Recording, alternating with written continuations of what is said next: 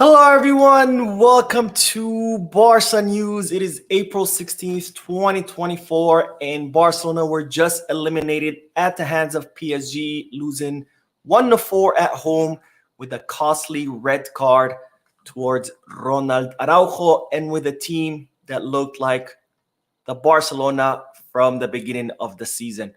We have a lot to discuss, so let's begin.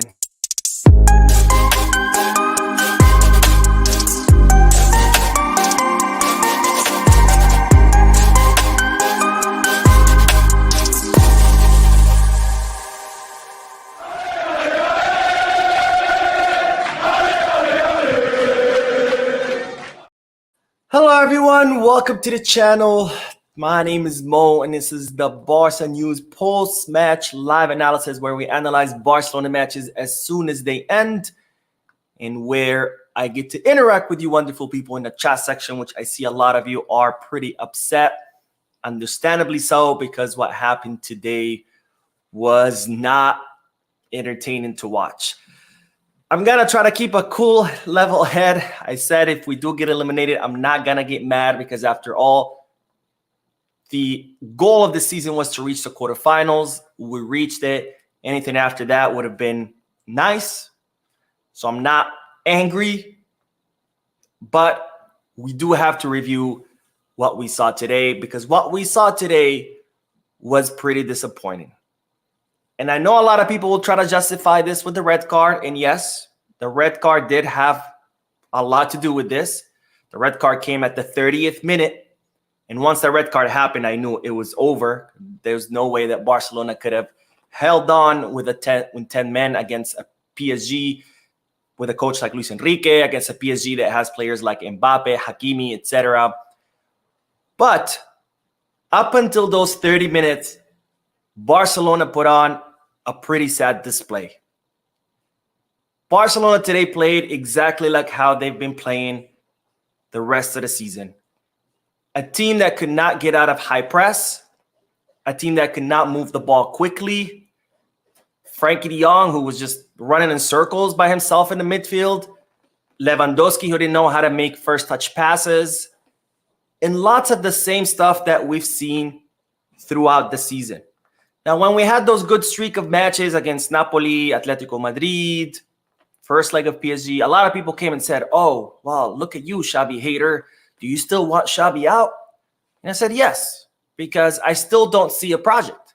I still don't see a team with a structure. And well, today we saw that. Today, Barcelona reverted to its old self because when you have to depend on individualities, guess what? They're not going to work all the time, and they're definitely not going to work when you're down one man.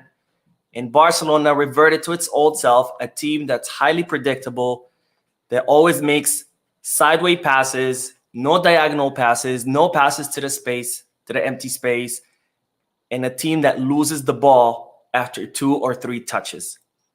So yes, the red card had a lot to do, but for the first 30 minutes, we saw a lot of the old Barca. And after the red card, that was just exacerbated because, again, there was no way we could have done anything about Ronald Araujo's expulsion.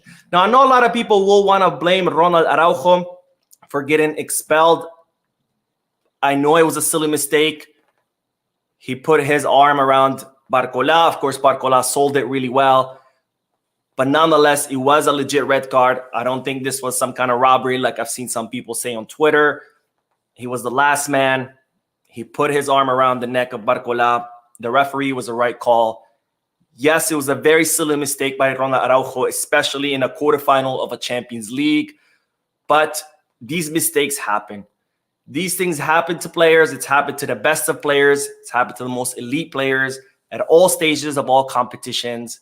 So let's not try to crucify Ronald Araujo for what he did. It was a dumb mistake. It cost us a lot. But if you feel upset, just can you imagine how he is feeling right now? Because he probably feels that the whole thing was his fault. And partly it was.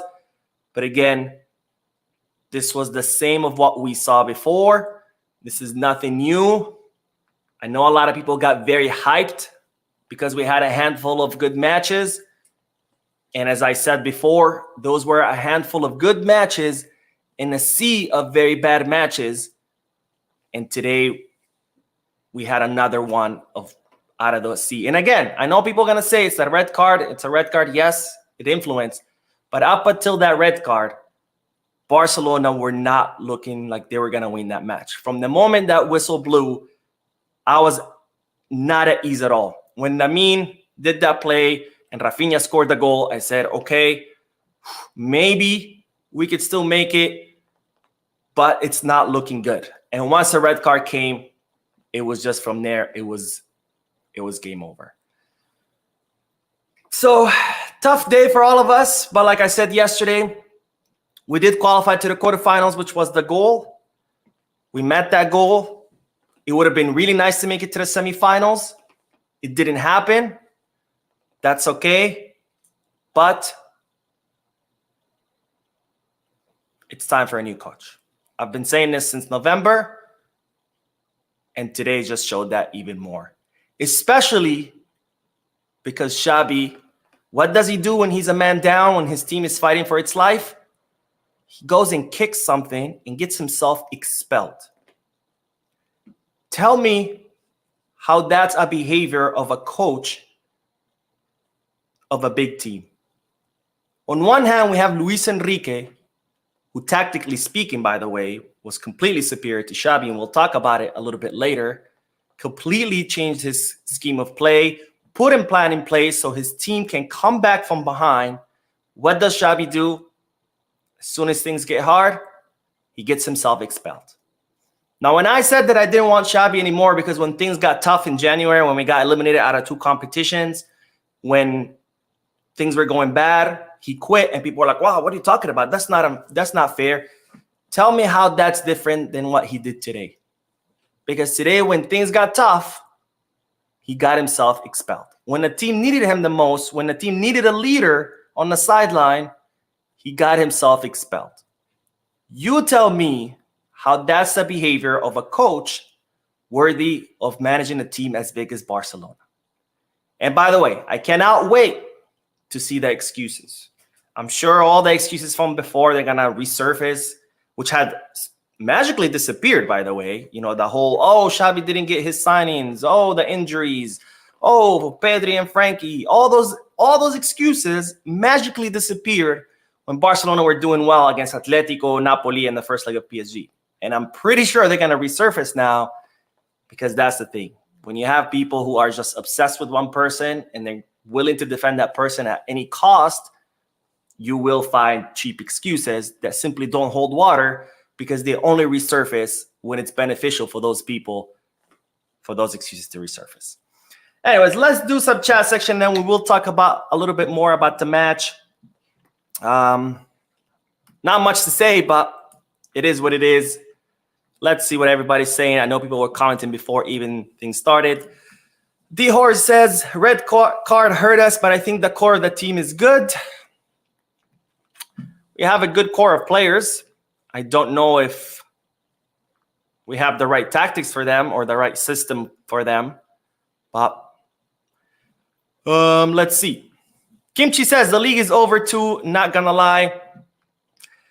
Be wary of what's coming next, because statistically speaking, Barcelona do the best between the months of February and April. That has happened every season, the last few seasons. That's when Barcelona do the best. They get the best results, the most points. And usually around mid to end of April, that's usually when the team tapers off. So be wary of what's coming. I'll just say that. Kieran says, better to concede that goal or give your keeper the opportunity to save. I agree with that. I think Araujo should have just let Barcola go head-to-hand with Ter Stegen. Probably he would have scored. Maybe not. Ter Stegen is a pretty great goalkeeper, but he made a mistake. Mistakes happen. It happens to the best players. It's unfortunate. It cost us a lot, but the team was already struggling before even the red card. Let's see. Oop. Sorry, chat just moved on me. It's moving way too fast that I can't even keep up to see who's saying what. Trick Chocolat says, garbage ref, Araujo being David Beckham from here on out.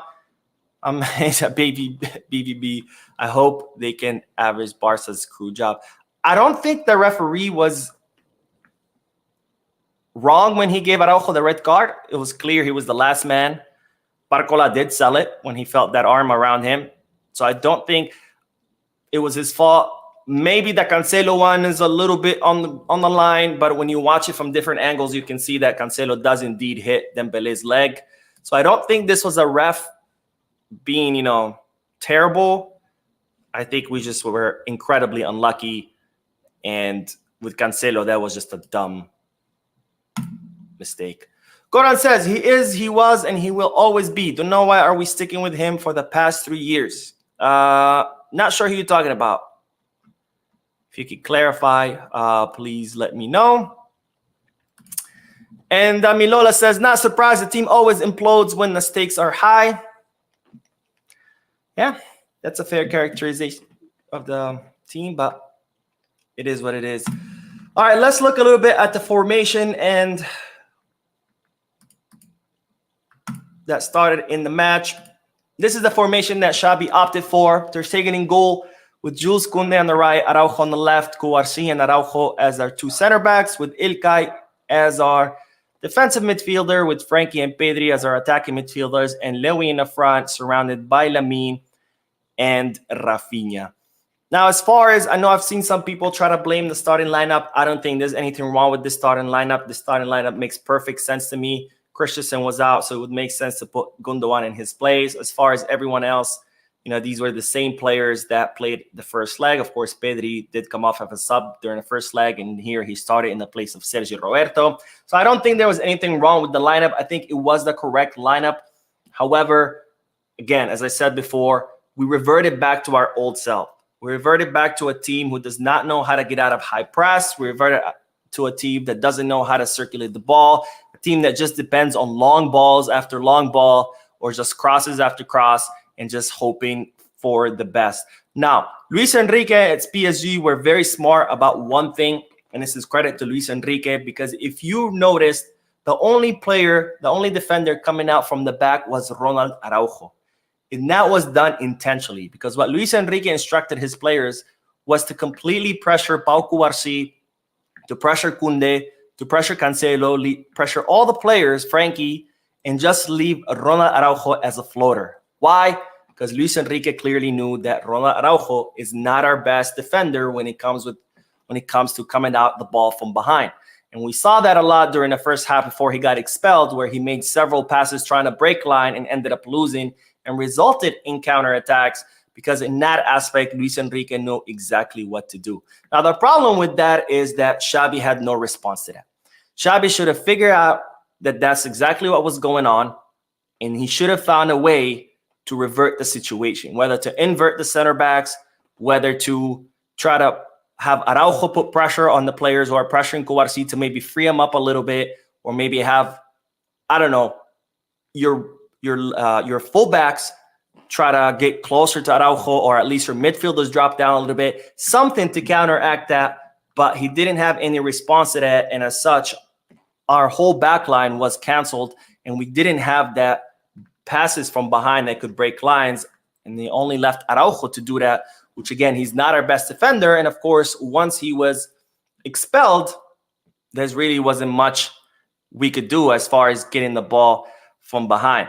Now, I think another mistake was, once we got that red card, is we weren't able to maintain possession of the ball. Now, I know you're going to think, okay, well, it's 10 players versus 11. How are we supposed to maintain possession of the ball?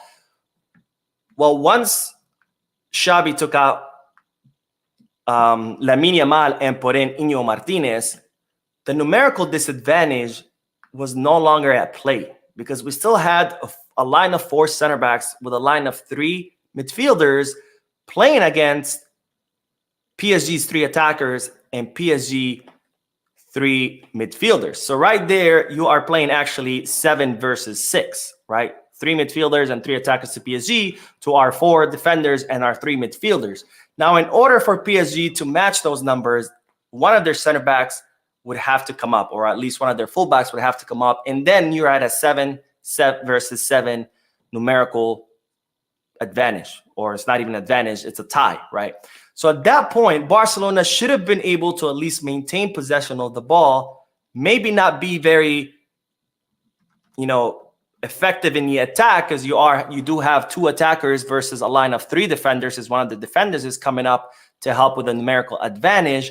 But Barcelona's possession ball was completely lost, and they were just completely did not know what to do.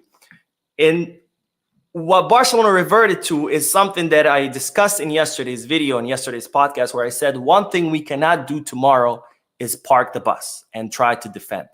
We don't know how to do that.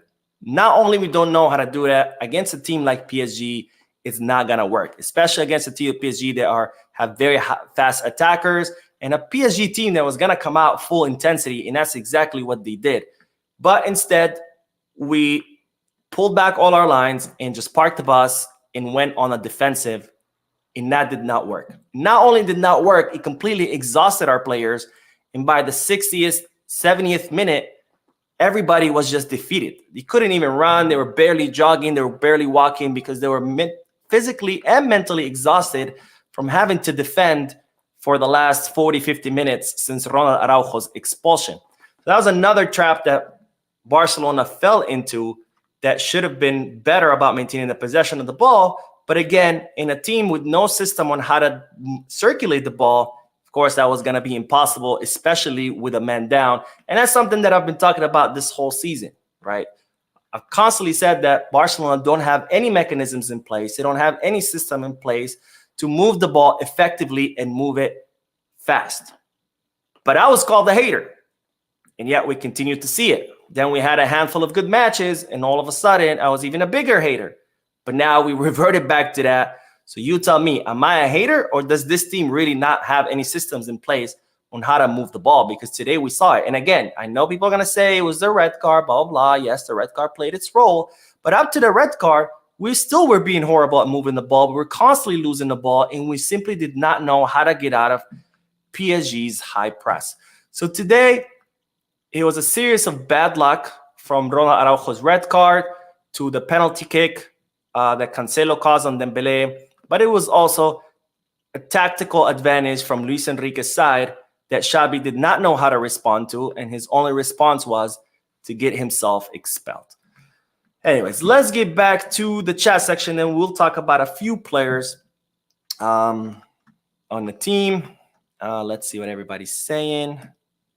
Woo! There's a lot of comments. All right, I'll try to. Sanjak says, Frankie had many chances of making a transitional play moving forward, but he slowed down our game many times. Sure. Chris Maxwell says, I don't blame Xavi. Araujo cost us. My friend, in what world does a coach of a team not responsible for his team's performance? Trick Chocolate says, Mo, you have to admit it. It should have been a yellow, not a red. On Araujo, no, it was a red. He was the last man. He caused the foul. It's by the book. It's red. There's no way around it. It was a red. Walter says, you finally saw Frankie spinning around in circles, something I have been saying for a long time. I agree with you, my friend. Let's see. And Adedeji says, Gundogan was so... I think you tried to say so useless. Is old, couldn't run or make a difference. Lewa the same, Xavi inexperience, and the president is keeping him in the name of his legend. This is not what we deserve as a fan. Look, I don't think we can blame anything on any players today. Today, the whole team was just not up to par the first 30 minutes. And then after the red card, there's not much anybody could have done. I don't think Gundogan could have saved us being a man down. I don't think Lewandowski could have saved us being a man down. I'm not here to blame any players. I think overall we were just unlucky, and the first 30 minutes it was just the same Barca as usual. Nothing new. It's what I've been talking about this whole season. It's what I talked about last season, but people decided to ignore it because we won La Liga, and this season people just decided to ignore it because apparently if you criticize Xavi, you're just a hater. But anyways, Nasrullah says, I don't understand why Xavi kept Cancelo playing when we were down to 10 man. That guy doing nothing anyways. He should have played Hector Fort. Xavi did not help with his actions as well. I don't know if Hector Fort would have been the right call. I think once the expulsion happened, it was obvious that we were just going to get eliminated. I think putting in Hector Fort might have ended up doing worse to the player as far as his confidence, and also he probably would have gotten the brunt of the blame too. Because what I'm seeing right now is, people just want to find a culprit as far as players, and I imagine the same would have been with Hector Fort. And why put that pressure on a 17 or 16-year-old if it's not necessary? But Cancelo did do a lot of mistakes today. I think we saw the same Cancelo from the first leg, and it's the same Cancelo that Pep Guardiola decided to get rid of, because he always does those mistakes when stakes are high. He does some pretty silly mistakes. He's an excellent player, an incredibly talented fullback, but he always has those gaffes that just leaves you wondering, like, what are you thinking or what are you doing? And today we saw more of that. We saw some of it the first leg. Today we saw more of that, and you could see why Pep Guardiola doesn't want Cancelo on his team. Anyways, let's see what else. One more comment, and then I do want to talk about a few more players. Lucas says, don't know how we thought we would win with Lewa with little to non-support. Yeah, I mean, we had no ball circulation. There was just nothing that Lewa could have done. There's nothing that Rafinha could have done. There was just, we were losing the ball after 2-3 touches. There was nothing our attackers could have done. Even if we would have kept Lamine in there, he still wouldn't have gotten the ball. There was just no ball circulation whatsoever. Let's see. Sean says, hey, Mo, I disagree with you. Missed the aggression of Fermin Lopez in the first half. We should have started ahead of Pedri, who now coming back from injury. Maybe it would have helped, but like I said, after that red card, I don't think it would have made a difference. Playing 10 men against PSG, it just was not going to hold up. I think we could have minimized the damage maybe if we were better at maintaining possession of the ball. But I think at the end of the day, there's not much we could have done. By the way, crazy other quarterfinal match where Dortmund completely coming from behind and defeating Atletico Madrid. So 2 Spanish teams are going home. The only one left is Real Madrid, who have to face off against Manchester City in England. It's going to be a difficult match for them. Hopefully they will follow. We'll exit also the Champions League, but that would be interesting because then we would have a semi again with no Spanish teams. But if that's not an indication of the decline of La Liga under Tebas, I don't know what is. Anyways, let's talk about a few players, and then we'll end the live stream because, honestly, I was barely in the mood to do this, but we have to do it. So let's talk about the substitution, because someone brought up Fermin Lopez, and I do agree as far as Fermin Lopez should have played or should have came on earlier. Now, I think Fermin Lopez should have came on for Rafinha, because we took out Lamine Yamal, we brought in Inigo Martinez to make out that line of four defenders, but then I think Rafinha should have came out and had Fermin Lopez in his place, or maybe Lewandowski come out, Fermin Lopez in his place, and maybe keep Rafinha. But I think if we would have played a 4-4-1, maybe we would have had a better chance of controlling the ball, because we were up 2 goals.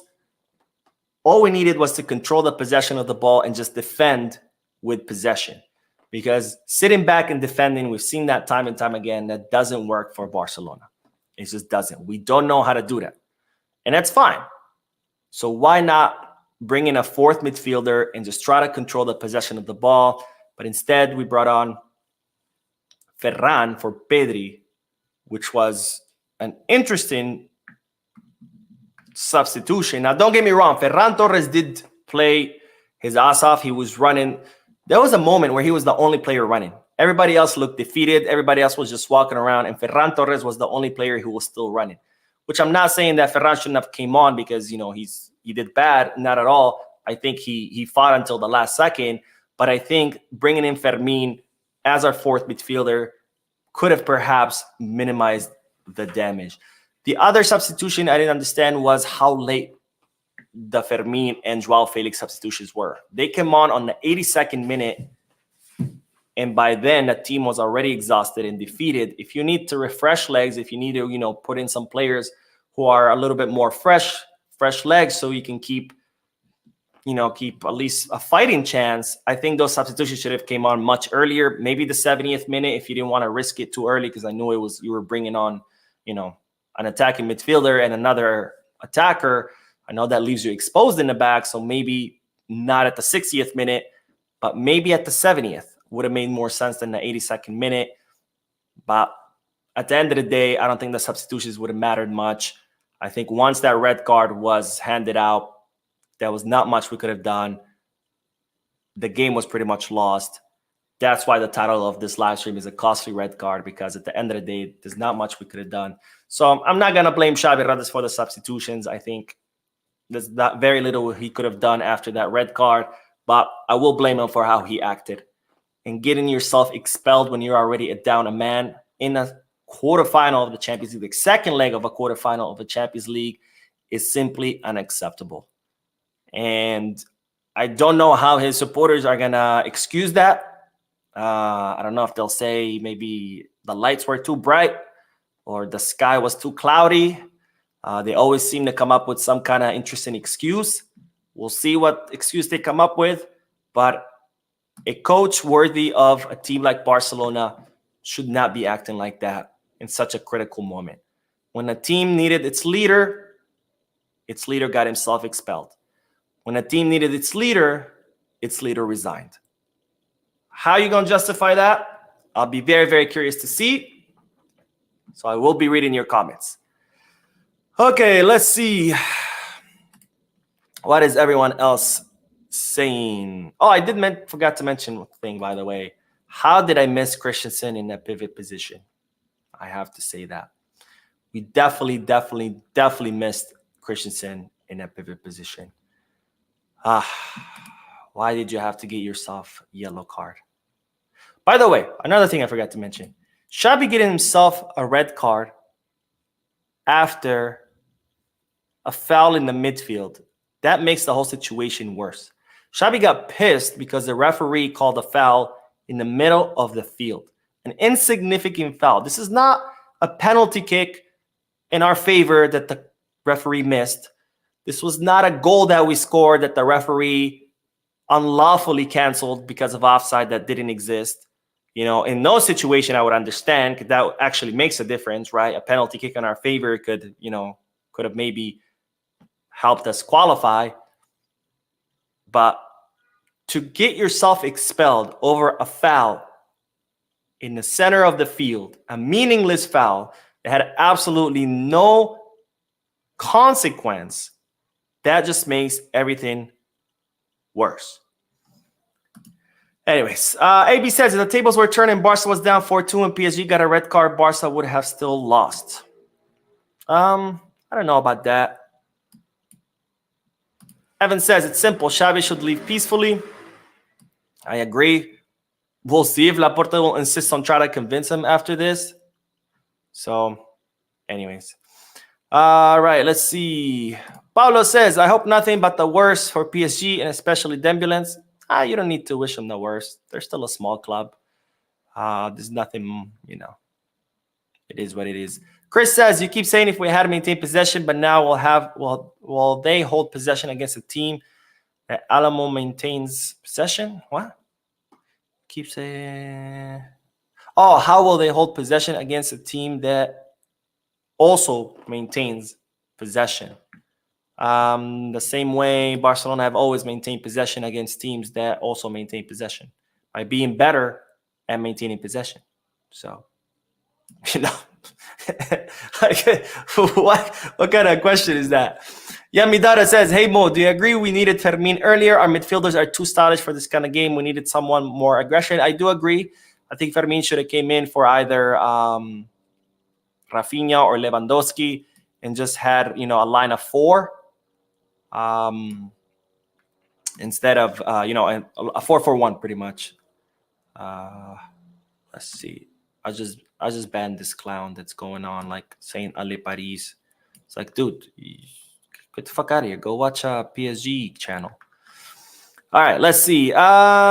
Luke says, why is everyone getting mad at Xavi?